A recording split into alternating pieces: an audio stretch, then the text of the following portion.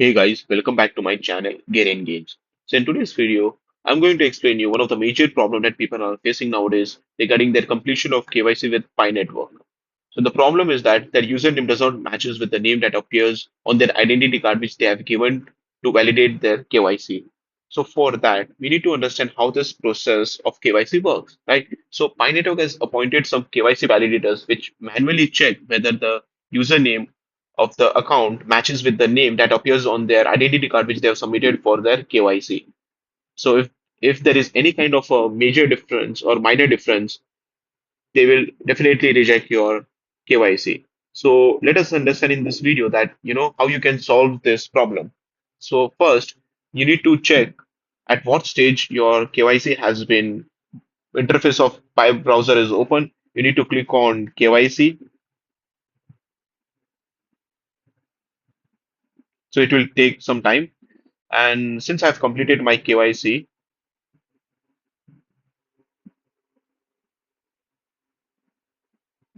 so here, because your name doesn't matches, here it will says that the KYC validator has rejected your KYC, and below that there will be a text box where you can reappeal to validate your KYC. So you have to mention the reason why your name doesn't matches, and the KYC validator will check, and if it thinks that your reason is logical, then he will definitely pass your KYC. But if it thinks that your reason is not logical, then he will again reject your KYC. So let us understand that what if he or the KYC validator reject again your KYC, then in that case, what you will do? So after some time, on the screen which you are seeing under the KYC interface, what you will see, there will be option to appeal.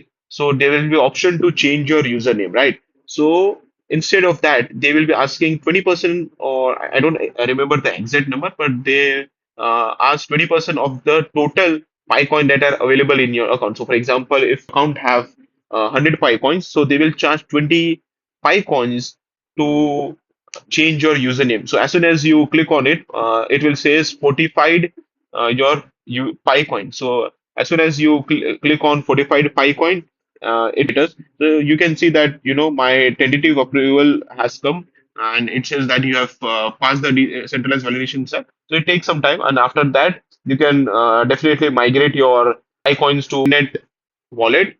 So before migration period, you will be asked to complete some steps where they will again record your face identity.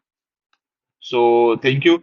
Hope it helps you. And if you have any kind of doubt regarding the KYC completion of PiCoin, then you can comment down below.